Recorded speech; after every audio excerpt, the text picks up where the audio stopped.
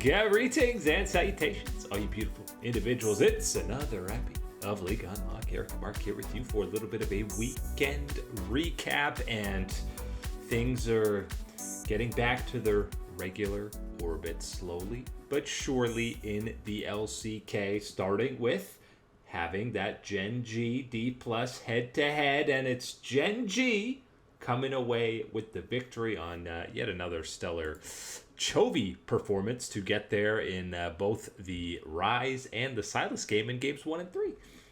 Yeah, this was certainly a series, though, that was hanging in the balance. Let's just put it that way. Throughout this one, where we did get that pushback, you did get enough good firepower out of DK.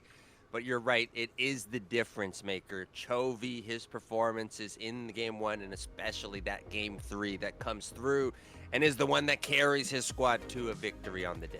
Yeah, and I shouldn't say it's fully back to normal, because really it would be, D plus being in control, looking ready to 2-0 and then falling away. That's not how this one ended up playing out. But how about a game 3 where we have Gen G picking a Nidalee? And it's not for Canyon? What? We got the Keen Nidalee? Yeah, I don't know about that one. I think maybe trying to work some extra technology into the champion pools and strategies for the team. I can understand that. I think this is absolutely one of those rare exceptions that you raise the exclamation point finger and say, I got a problem with this one, just because of what you know and the history of Canyon on that champion. I don't know if I'm really wanting to let anyone else on the squad pilot it. Does work out okay. I only say okay because I don't think it really was the biggest of the reasons, the difference makers, why it is Gen G coming across the finish line in this series. I mean, more impressively so, Canyon had the great Skarner performance, even though he wasn't on the Nidalee, but still, a bit of a passenger princess series out of the bot lane for Gen G. Keen was fine, but Shibu kind of got the better of him, especially in the D plus game win. And again, it's just Chovy doing a lot of the heavy lifting, and still, despite Gen G slowly getting back on track to that contender status, I still got a lot of question marks and things that they need to pass a test for before I'm feeling really good about them heading into playoffs. Yeah, this is something that you can say that and relate to within traditional sports as well, where you can identify a performance and see that, you know what, all the pieces aren't contributing. Not everything is working the way that it should be here, but at least one of these pieces is deciding to be that difference maker and has what it takes in the moment to be that, and that's what you got in Chovy right now if you are Gen G, which is number one.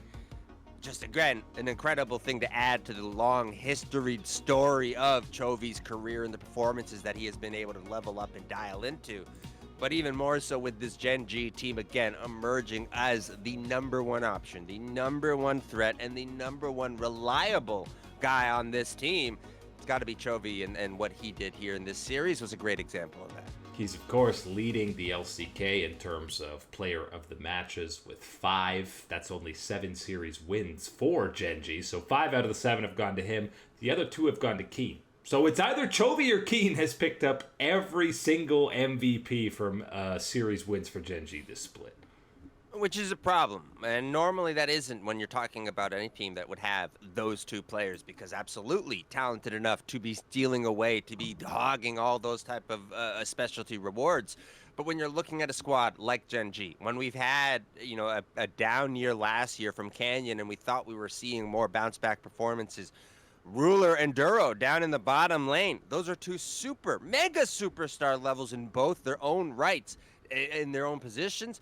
And to have, again, the real story, the only stories that have been going on for Gen G this split when things go right, being Keen and Chovy, that's not exactly the recipe to be at your ultimate form if you are Gen G.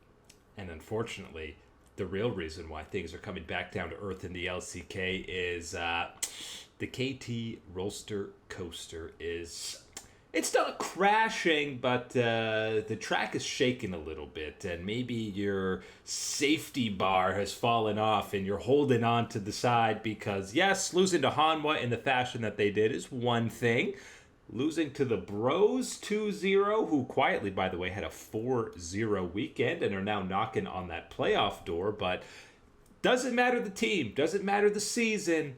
Teddy's Ezreal always hits just right.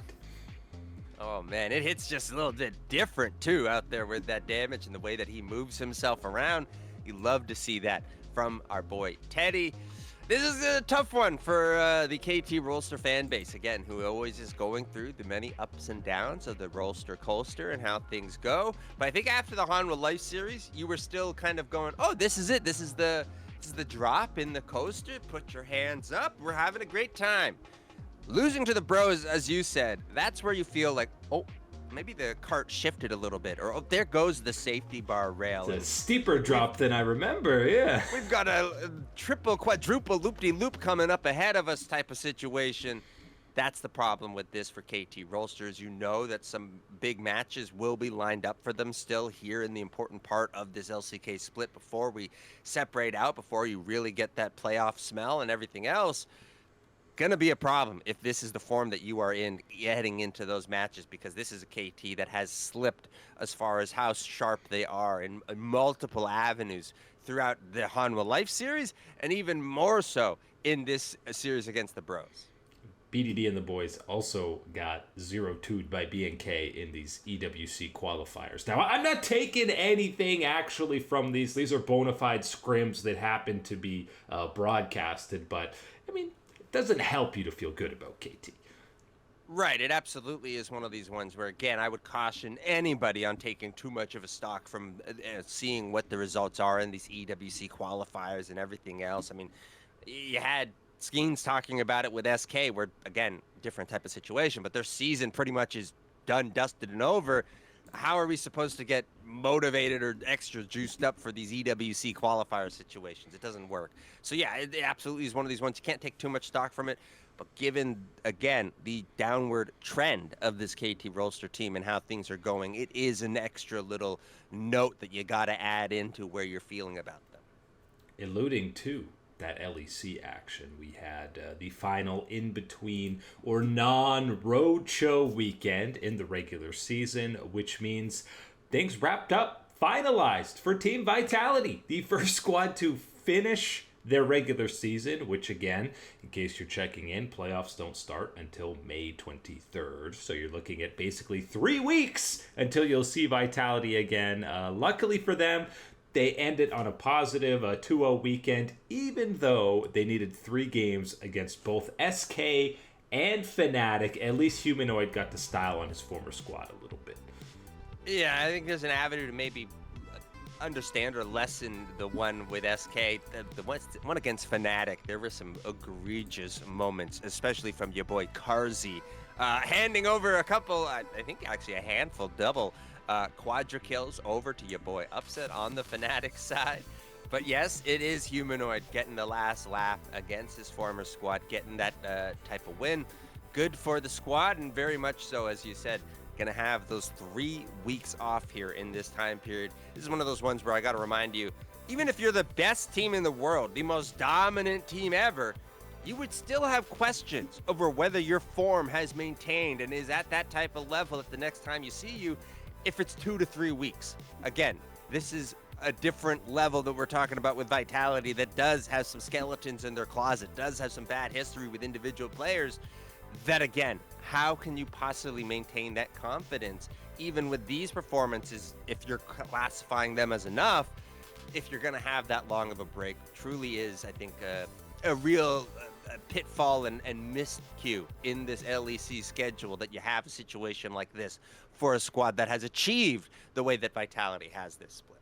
Yeah, and now MCoy on the Rift as we're recording this against Shifters, because they're still wrapping up that series. Vitality has played 24 games total in this regular season. Right now, Koi has played 12. So they literally have played twice as many games as Koi. Now, we do get a basically prelude to the LEC playoffs in this last roadshow when you're going to have KC, MCoy, and G2 all taking part in it. So that's going to be a fun test of what the actual power levels in the LEC are right now, especially because you had G2 continuing to level up by getting a 2-0 against Na'Vi, as Hans Sama had a roller coaster of his own. Both games He gets caught out to almost get Navi back in the game, and then proceeds to have a pixel-perfect game-winning team fight afterwards. I don't care how cool of a customer you are, you're sweating in those situations, as you said, almost throwing the whole thing back over to the side of Navi. But it is G2 stepping away with the win. I will add just a little last thing on those road shows type of situations.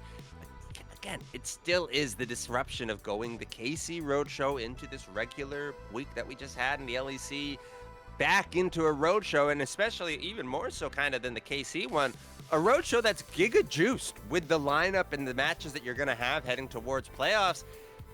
Feels kind of weird in as far as where the priorities were and where things were dished out. Almost, again, understanding you got to maximize on some of these things, and there is going to be preferential treatment for these organizations and these schedules and these lined up. I think it was a little too heavy-handed, this split, absolutely, in the LEC. But I think that's the last that I'll complain about something like that for now. Yeah, we say that. We'll probably find another way to complain about it later. But by the way, Fnatic technically is not eliminated from playoffs. They just need MCoy to lose every single game that they have left in the regular season, which is four series, not 5, to get through. So basically, Fnatic is eliminated. They're the biggest haters for the roadshow coming up on ahead, wanting it to be the absolute stinker of a weekend for MCoy. I don't foresee that happening, and I think thankfully for a lot of LEC fans, you won't have to deal with the Fnatic in the playoffs. It's been quite a clear divide, the top 6 and bottom 4 in the LEC throughout all of this, and SK, we saw signs at times, even leader against Vitality, the Echo games were okay. The Irelia game was decent. The Yasuo one was a bit of a no-no, but 2 out of 3, you're like, okay, maybe I can see the angle of this, off-meta champion style that leader is, but never reached what you were actually hoping for. You got to understand also in one of those type of situations, you are lowering the bar for what you are accepting, what you are looking for out there on Summoner's Rift drastically compared to, at the very least, as you laid out, the 6 teams that are showing us to be at that playoff caliber or bar type of meet. Never mind the squads that will separate themselves and show out to be the true top dogs within the LEC. So that's certainly one of those situations where, yes, you can look at it on the negative side, but I think at least for me, and due to the quality that you have gotten from the teams that are in that playoff picture, I can live with the LEC for this split. Unfortunately, the LCS continues to really just be a waiting room until more, I don't even want to say more meaningful matches, but particular head-to-heads, because now, after this weekend, we are talking about the bottom 4 in the LCS being a combined 3 wins and 17 losses overall. I don't think ever in the history of any league has there been a more lopsided top 4 and bottom 4. It's become a situation that you don't want to have, and because I'll say it right there, that it is, you need to have these meaningful matchups in the LCS in order to maintain fan engagement, viewership, and everything else. Because again, there's, you can go back to look at any type of traditional sport, any of your favorite teams, whatever situation. If it's a real stinker, you got to be the biggest and most diehard of fans to say, you know what? Yep, I'm supporting my guys. I'm watching them no matter what type of situation, whatever. I don't feel like you've really fostered enough of that fandom within the LCS that you can count on that on weekends like we've just had, where it is the matchups that don't tell the stories that you want to be seeing or that you are interested in getting into. And I think that's, again, going to be a problem until you do have these matchups that are the ones that will deliver with the storylines, with the drama, with the stakes on the line type of situation. Just isn't common enough in the LCS right now. And that's not to say it was clean 2-0s from these favorite squads across the board. Far from it, Cloud9's dropping games to Dignitas. Team Liquid has some pushback against, other squads. Like, it really, the most compelling or exciting one was the FlyQuest one over the weekend against Shopify, and that was because they're kind of confirming that they are, even if they're a distant fourth, that top 4 squad kind of showcasing that they are much better than Shopify, even if they needed 3 games. Even that one's a little bit bittersweet because you are then again reminded by what has gone on with Shopify and how unfortunate or how certain things haven't maybe developed or worked out the way that you envisioned or had hoped for this team, both on the veteran angle for them and especially in the mid lane with Ziny as a rookie stepping into this situation. Obviously, again, I think that's one of those ones where the community is getting a little bit too heavy-handed with some of the criticism, with some of the conclusions they're making about this player at this point in time. But there absolutely is no other ifs, ands, or whatevers about it. It has not been pretty, and it certainly, again, continued with some sloppy play and some missed cues and things like that in this series against FlyQuest. But as you laid out, really the story in this series and the one that you do take away from it is FlyQuest really separating themselves out from the rest of everybody else in the LCS and proving to be, at the very minimum, one of those top 4 squads that you can be invested, can be interested in. And I will say on the Team Liquid side, Jose Dioto continues to probably be the front runner for MVP, and we got a better Quid performance against DSG in this series. And I know it's been a low bar for Quid to actually jump over, despite Team Liquid being, 5-0 on the split. But the Yone was the pick that you're like, okay, that looks like the Quid of old, the MVP form Quid on the Rift. I will say, number one, though, about Jose Dioto, feels like very much a situation of he has been very good, but kind of feels like you're really waiting for that one dude to show up and be the real superstar, the real MVP of the split and show out and take out that way. Jose Dioto's been, closer than anybody else in the LCS so far, but I don't think close enough that I feel ultimately supremely confident with him as my choice. He's got a head-to-head against Inspired in the next matchup, so that's probably the make or break if he's getting that award. Yeah, that'll be a big difference maker for him for sure. But again, when you're looking at the LCS, outside of, again, FlyQuest, which also I will add, Masu looking pretty solid on them stacking champions. Maybe find a way to work. Smolder was nice. Maybe find a way to work. Then old Susan, the Nasus down there in the bottom lane. Keep the stacking champions rolling. I don't know how serious I am about that suggestion. Well, this new burn change to Black Cleaver and all these different champions that are coming in. Maybe there is a Nasus angle. I don't know. Nice. Always something you got to cook up your sleeve here at the LCS. But when you do look at those top teams, again, you can throw a Cloud9, throw Leon in that conversation as well with this Team Liquid and FlyQuest. Who's going to be the one that really separates themselves? Because right now, yes, you can make an argument, make a case on what your favorite player is or what your favorite aspect is about one of these teams that is going to put them above everybody else. But until we get these matches that truly are really showing us, and especially matches that will have consequences for these teams, can't really make that case. Yeah, and I mean, luckily or hype-wise now, the last 2 weeks, it is the top 4 playing each other in a different iteration combination. So that's how you'll have confidence on some teams more than others heading in to the playoffs. And by the way, watch the viewership for this next weekend. Saturday, Shopify Sentinels, disguised Dignitas. And the Sunday is Cloud9 FlyQuest Lion Team Liquid. Ain't nobody going to be watching Saturday games. You could not have a bigger difference, bigger discrepancy, I think, in what we're going to see. And it'll be one of those ones that'll be a painful Saturday, but it will hopefully be that sunny Sunday, marvelous Sunday, where you get to see everybody coming back and you see some good numbers supporting some good matches out there at Summoner's Rift. We talked about Chovy kind of doing some heavy lifting for Gen G, but it is nothing by comparison to the Atlas level lifting that Knight continues to do for BLG. He had that 15 kill Aurora game loss to NIP, and in the rematch he looked angry, and still BLG has some egregious losses in this series, including a pair of pretty terrible Baron throws in both games 1 and 2 before Knights LeBlanc ultimately saves them in that third game. I think there's actually multiple people at fault for those Baron throws, and For so sure. much so that I'm not exactly sure who to label out or to single out in that regards of what went wrong. So yeah, again, I'll just throw everybody, and unfortunately, Knight gets jumped into that pool as well, because even if you're not super involved, you got to share some of that responsibility as a teammate.